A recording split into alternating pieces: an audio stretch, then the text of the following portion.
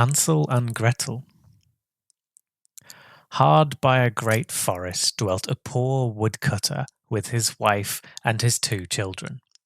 The boy was called Hansel and the girl Gretel.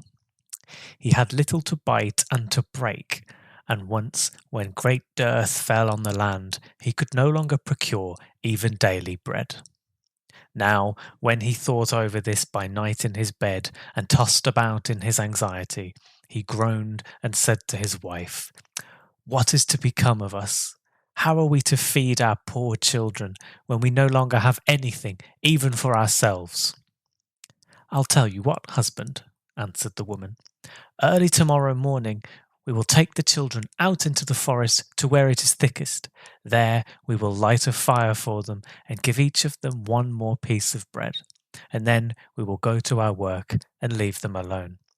They will not find the way home again, and we shall be rid of them." "No, wife," said the man, "I will not do that. How can I bear to leave my children alone in the forest? The wild animals would soon come and tear them to pieces." "Oh, you fool," said she, "then we must all 4 die of hunger. You may as well plane the planks for our coffins." And she left him no peace until he consented. "But I feel very sorry for the poor children, all the same," said the man. The 2 children had also not been able to sleep for hunger, and had heard what the stepmother had said to their father. Gretel wept bitter tears and said to Hansel, "Now all is over with us." "Be quiet, Gretel," said Hansel. "Do not distress yourself. I will soon find a way to help us." And when the old folks had fallen asleep, he got up, put on his little coat, opened the door below, and crept outside. The moon shone brightly, and the white pebbles which lay in front of the house glittered like real silver pennies. Hansel stooped and stuffed the little pocket of his coat with as many as he could get in. Then he went back and said to Gretel, "Be comforted, dear little sister, and sleep in peace. God will not forsake us." And he lay down again in his bed.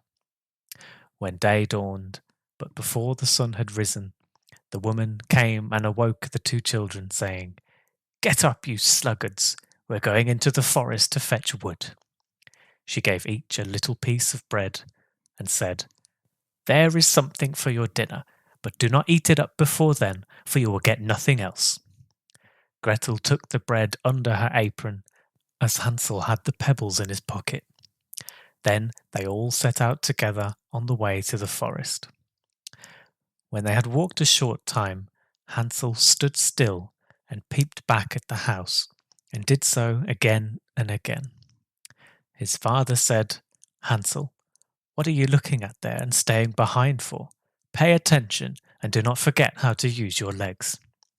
"Ah, father," said Hansel, "I am looking at my little white cat, which is sitting up on the roof and wants to say goodbye to me." The wife said, "Fool, that's not your little cat. That's the morning sun which is shining on the chimneys." Hansel, however, had not been looking back at the cat, but had been constantly throwing one of the white pebble stones out of his pocket on the road. When they had reached the middle of the forest, the father said, "Now, children, pile up some wood, and I will light a fire that you may not be cold." Hansel and Gretel gathered brushwood together as high as a little hill. The brushwood was lighted, and when the flames were burning very high, the woman said, "Now, children, lay yourselves down by the fire and rest. We will go into the forest and cut some wood. When we have done, we will come back and fetch you away." Hansel and Gretel sat by the fire, and when noon came, each ate a little piece of bread. And as they heard the strokes of the wood axe, they believed that their father was near. It was not the axe, however, but a branch which he had fastened to a withered tree which the wind was blowing backwards and forwards. And, as they had been sitting for such a long time, their eyes closed with fatigue, and they fell fast asleep.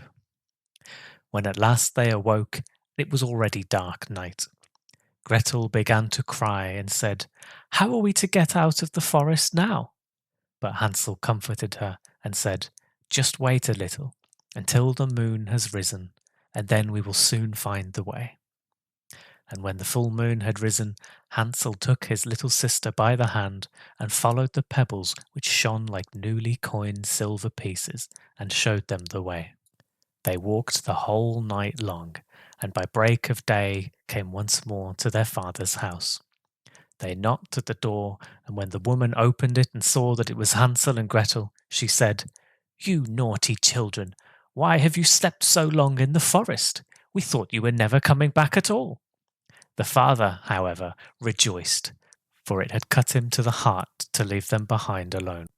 Not long afterwards, there was once more great dearth throughout the land, and the children heard their mother saying at night to their father, "Everything is eaten again. We have 1/2 loaf left, and that is the end. The children must go. We will take them farther into the wood, so that they may not find their way out again. There is no other means of saving ourselves." The man's heart was heavy, and he thought, "It would be better for you to share the last mouthful with your children." The woman, however, would listen to nothing that he had to say, but scolded and reproached him. He who says A must say B, likewise, and as he had yielded the first time, he had to do so a second time also. The children, however, were still awake and had heard the conversation.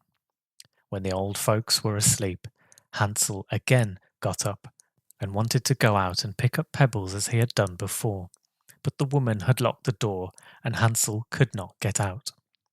Nevertheless, he comforted his little sister and said, "Do not cry, Gretel. Go to sleep quietly. The good God will help us." Early in the morning came the woman and took the children out of their beds. Their piece of bread was given to them, but it was still smaller than the time before. On the way into the forest, Hansel crumbed his in his pocket and often stood still and threw a morsel on the ground. "Hansel, why do you stop and look around?" said the father. "Go on." "I am looking back at my little pigeon which is sitting on the roof and wants to say good-bye to me," answered Hansel. "Fool," said the woman, "that is not your little pigeon, that is the morning sun that is shining on the chimney." Hansel, however, little by little, threw all the crumbs on the path. The woman led the children still deeper into the forest, where they had never in their lives been before. Then a great fire was again made, and the mother said, "Just sit there, you children, and when you are tired, you may sleep a little. We are going into the forest to cut wood, and in the evening, when we are all done, we will come and fetch you away." When it was noon, Gretel shared her piece of bread with Hansel, who had scattered his by the way. Then they fell asleep, and evening passed, but no one came to the poor children. They did not awake until it was a dark night, and Hansel comforted his little sister and said, "Just wait, Gretel, until the moon rises, and then we shall see the crumbs of bread which I have strewn about. They will show us our way home again."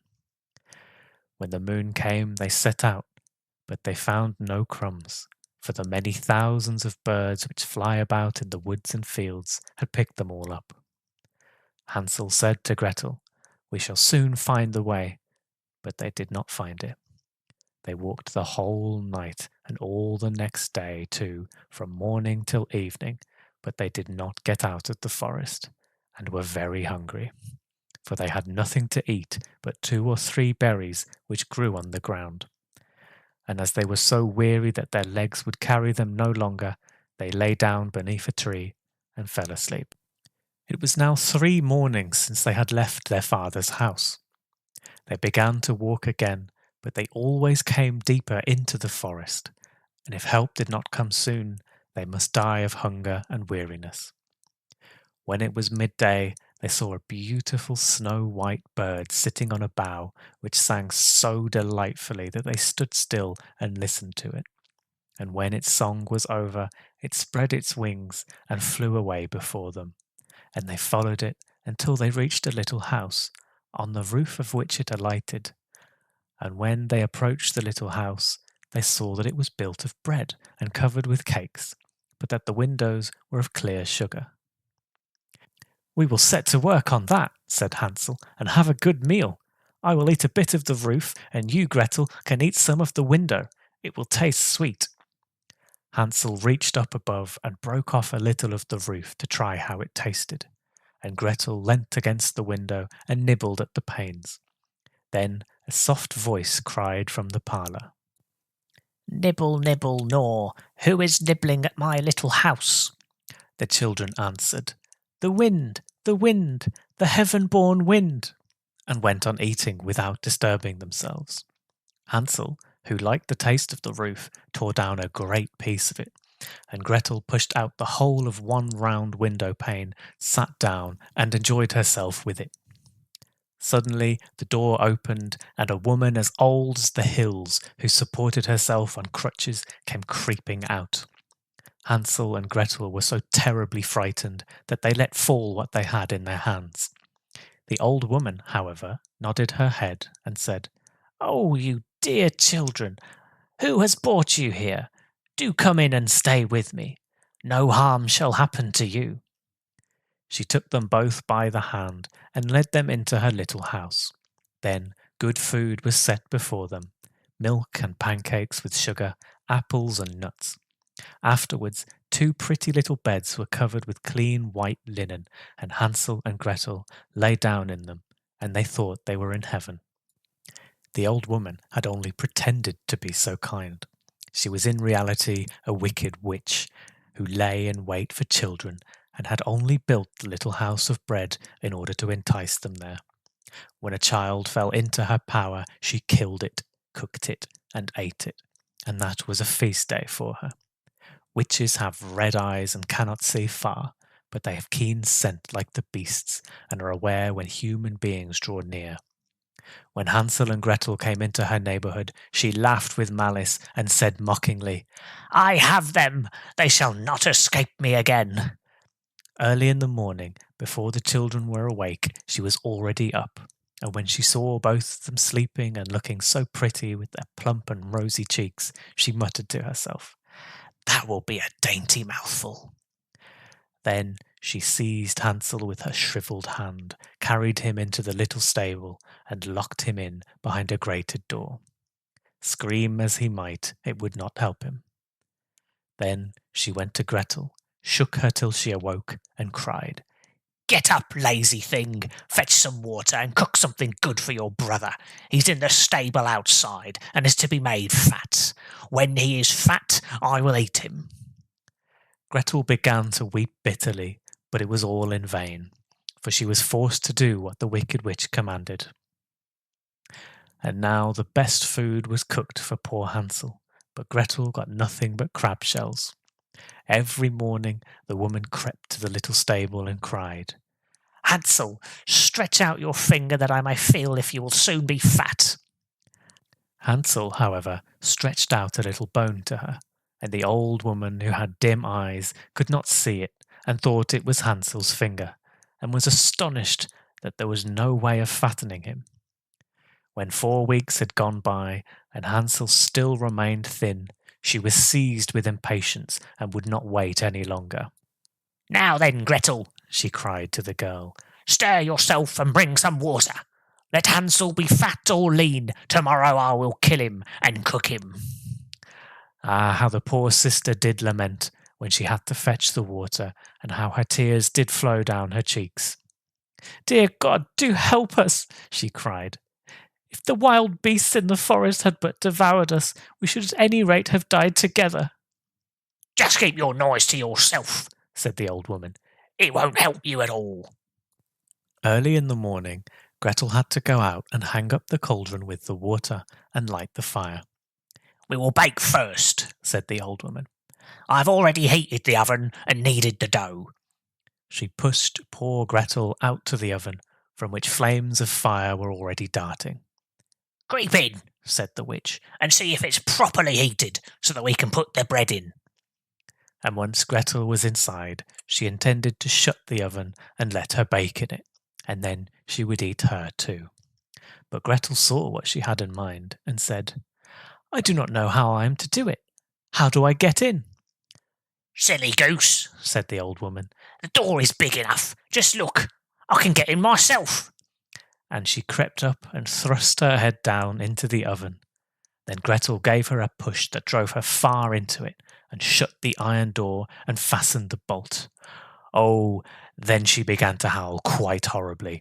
But Gretel ran away, and the godless witch was miserably burnt to death.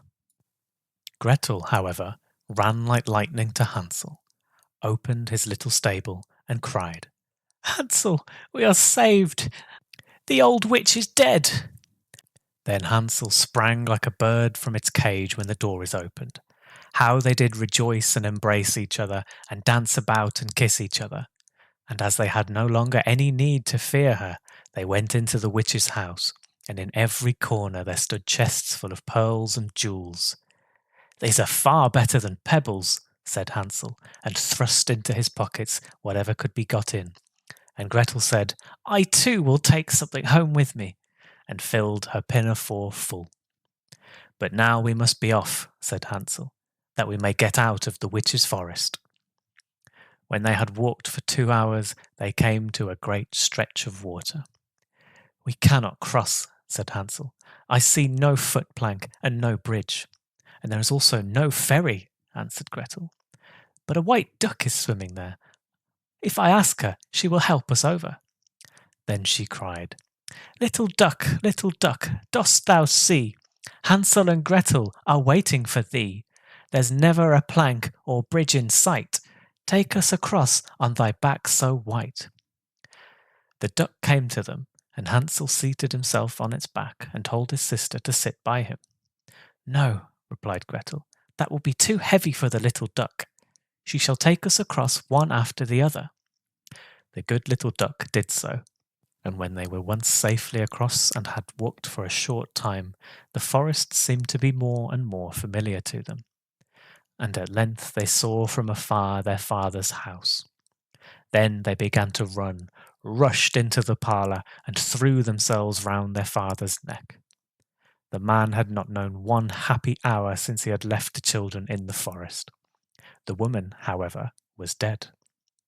Gretel emptied her pinafore until pearls and precious stones ran about the room, and Hansel threw one handful after another out of his pocket to aid to them. Then all anxiety was at an end, and they lived together in perfect happiness. The end.